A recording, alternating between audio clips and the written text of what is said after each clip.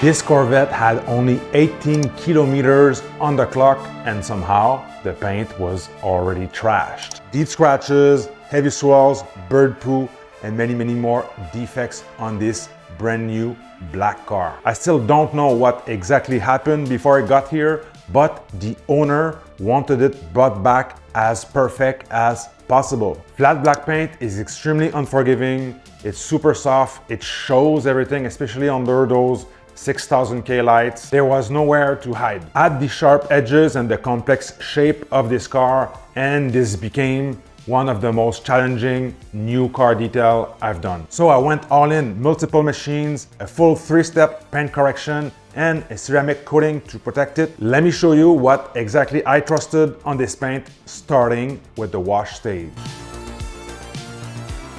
So when I got there, the car was already quote-unquote wash. So I decided to start with the initial inspection. So I used my 2 inspection lights, which are the Geon prisms, which is made by ScanGrip. The other one is my Next LED handheld light, to get really a good grasp of the current condition of the car. And this was a nightmare. One of the worst, if not the worst, brand new car that I've seen. Deep scratches, you could even see those straight deep scratch lines, bird poo stains that would need sanding, and even deeper scratches that for sure were not coming out.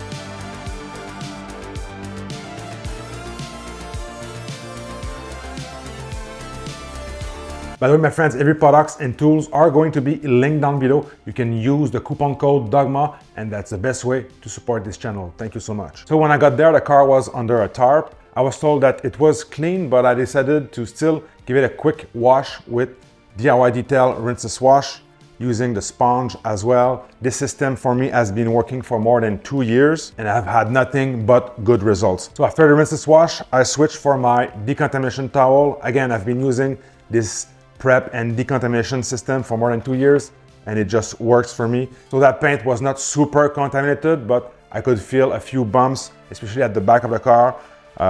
This car apparently sat for more than a year outside, inside. They probably threw this car in the automatic car wash with the rolls and the brushes. With that in mind, I decided to give it a quick dry with the Ethos drying towel. This is the Big Max drying towel. This is the heaviest and the biggest drying towel I've ever seen. So why am I using the Ethos Max? Well, I had to bring one drying towel, and this one is for sure my most absorbent towel. I was 100% confident in my drying process using this one. So pay attention on the windshield. When I actually dried with my drying towel, you can tell there's a film of stains on that glass, and we're gonna have to take care of that later, so stay tuned. So after the paint is clean, decontaminated, and dried, I had to do the paint correction. So the next step here is to do the test spot. Very important, always do your test spot. And for this, I did a 2-step correction on the roof, and the owner decided it was not enough for him. So we decided to go with a 3-step paint correction, which means that I was going to use a rotary to cut, a medium step, and a finishing step. After it was confirmed that we were going with 3-step correction, I decided to spot correct deep scratches or the bird poo stains, all right? So for this, I was going to use my Flex PE14. This is a corded rotary. This is actually my second rotary, and I use this exclusively for my 3-inch work. With that, I have the 3-inch extension from Lake Country. This kit also have the 6-inch. This is a kit that is sold together, and I have also that 3-inch backing plate from Lake Country. So this is a great rotary for me, super light, goes all the way to 600 RPM. So I did attack that bird poo stain where the fender meets the door and the roof with a super tight curve at the end with the Lake Country low lint lamb's wool 3-inch. And I had to tape the edges with my Geon tape. This is 6mm.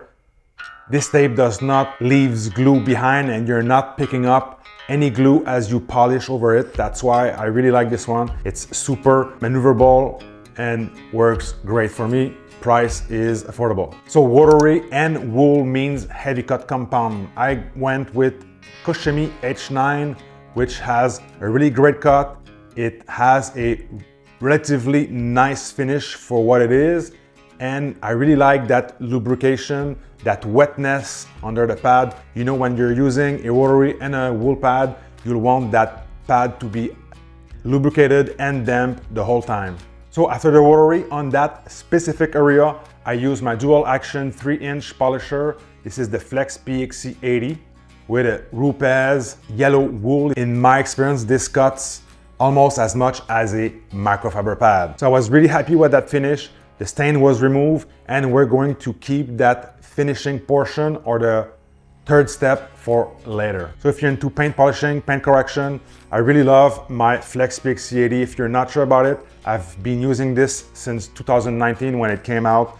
This is 12 millimeter. You can also switch the backing plate for a 1-inch and do some 1-inch work.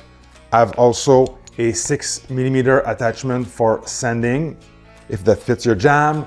And I also bought the APS rotary extension, which is aftermarket, but this is so versatile. But mainly I use this as my main 3-inch polisher. It has all the power that you need for that, and you get 2 batteries, so you never run out of power during your polishing. By the way, if you're unaware, Corvettes are usually made of fiberglass, and that means that you cannot measure the paint. You can't use your paint depth gauge, and pretty much you're working blindly and you're just hoping for the best. So that's where it's really important to get the most of the story behind the car that you're working on. There's a few things here and there that I haven't filmed, but one thing I need to mention is that I did some sanding, especially on the roof where we had bird poos that was too deep to be removed with a polisher. So what I use is the new CarPro sanding disc, the silicon carbide technology. This is very, very nice. I'm really impressed. I've been working with this new sanding disc since last summer. You can use this wet or dry. I typically use them with a really tiny amount of water, so I know where I'm at and what I'm working with. But overall, I completely switch over these sanding discs. You get 2000 grit, you also have 1500 and 3000. I have them all, and like I said, I use them all the time. So when it came to the rotary work, I did use, on the tight spots, my Flex PXC 14 for the 3-inch work. And on the larger areas, I did use my Flex 24 volt lightweight rotary. I really love this one. I have the 5-inch backing plate on it. It's around 6 pounds with the battery. There's many cordless rotary on the market, but for me, I'm just really comfortable with the Flex 24 volt. This is fairly new. I have a video on it if you wanna take a look. This is super lightweight, and like I said, I'm confident and I feel comfortable using this one. So on the larger areas, my pad of choice is the Rupes Cut and Finish. This is a wool pad. So this replaced, for me, the Lake Country Lowland Lamb's Wool. This is lighter. I feel more in control with this pad. So step 2 is what we call a mid step, and what I use is my ShineMate polisher. This is the 620 corded. I have a 5-inch backing plate on it, and this polisher is a throw of 21 millimeter. My compound of choice was Oberk Soul. Really like this one as well. Stays wet, cuts hard, and the finish is quite good as well. And I'm not really worried during the mid step. It's pretty much to remove the holograms and maybe a few remaining defects there. And like I said, the pad of choice was the Rupes yellow wool for my 3-inch, and for my 5-inch work, I did use the Griot's Garage microfiber pad with the red foam backing. Great pad, reminds me a little bit of Buff and Shine Euro microfiber, the Oreo pad or the black and white microfiber pad from Buff and Shine, but this one, the fibers stays up, and this is a great pad in general, lightweight, really like this. And I did also experiment with the CarPro microfiber pad. This is also a recommendation from my friend JLM. This works extremely well. In my opinion, this cuts a little bit more than your Griot's pad. I also like the Lake Country microfiber pad. I'll have a video at some point on pads going really deep into the difference, the nuances, and which one I prefer for a specific task. So stay tuned, subscribe if you don't want to miss this out. So my paint correction strategy is to work panel by panel. So cut and then do the mid step, change panel, do all around the car, and then come back later to do the finishing step, which is really crucial, especially on flat black paint. You'll want to have a clear finish, hologram free and haze free as best as possible, especially with these complex shape, those curves and tight areas. So for this, I usually use the Lake Country Orange HDO, and I also have the black HDO from Lake Country, just in case you're still getting that haze. So in this one, I initially thought that I was going to get a haze-free finish with the orange and Kushimi M302, but I noticed after two panels that there were still some haze in some areas, so I was not really convinced about the orange pad. So I decided to do the whole car with a Lake Country black pad, which is super soft. Really love this pad. This is pretty good to finish behind my microfiber mid-step, and with M302 I had great results. This polish, I've had a video for the finishing polishes, so you'll want to check it out right here. And my only concern with this one is the wipe off is really a pain in the butt. So what I usually do is I do a mixture of down in a clean bucket with clean microfiber towels, and I just wipe behind myself after using this one. So paint correction means removing scratch, and for this I want to use the best microfiber towels I can, and I've been using two towels for a very long time that I trust and I have had great success with. This is the Gion Polish Wipe.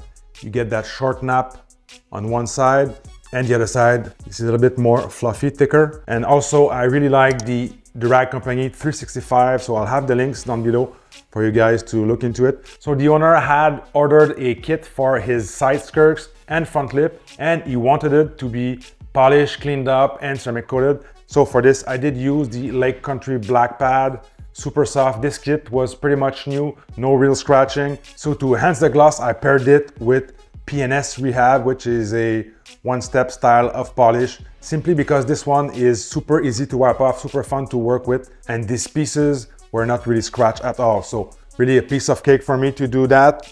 And then if you remember, we had a film on the glass. It's very important to take care of. It's not really a super intensive job. So I did pick up my dual action from ShineMate 21mm with PNS Rehab, and I went over the windshield, the side glass with my 3-inch, making sure we have a really cleaned up and translucent windshield before ceramic coating. So after every paint correction that you do, you want to make sure that you don't leave compound in the gaps between panels, on the rubbers, on the porous plastic. And for me, the product that I use for this reason is Gion Trim Cleaner. This is a super useful, powerful product that does not leave residue behind, that is safe on the inside of the car, on the outside. And for me, that has been a lifesaver on plastic and rubbers. Next step here is just to use a paint prep with high quality microfiber towels all around the car, making sure we have a degrease panel, a panel that is ready to accept the ceramic coating. Now, as far as choosing the right ceramic coating for this one, this car is a summer only driven car, a weekend car as well, and it was really important to not mess this one up. So I was not looking for the longest durability here. I was looking for ease of use, gloss, water beading, self-cleaning, all that good stuff. And for this one, a product that I've been using many times, I've been through many bottles, is the DIY 5-year ceramic coating. And this is the Type 2, this is their new version. The bottle hasn't changed. This is a Type 2, it has no more of these forever chemicals. It's super easy to use, super slick. If you have forgot smudges here and there, super easy to take care of. And their 5-year is actually known to be their glossiest version of what they have over there. So again, super easy to use, can't really mess it up, high gloss, and works actually really great. I also use the DIY 5-year for the windshield and the side glass. Works well, doesn't leave any smudges, any fogginess, nothing like that. So great stuff as well for the glass. Now for the wheels, I use something very special, and the wheels are going to have its own video very soon, so stay tuned for that. And if you like that type of detail, I detailed a Porsche GT4 that was wrecked. You can watch that video right here.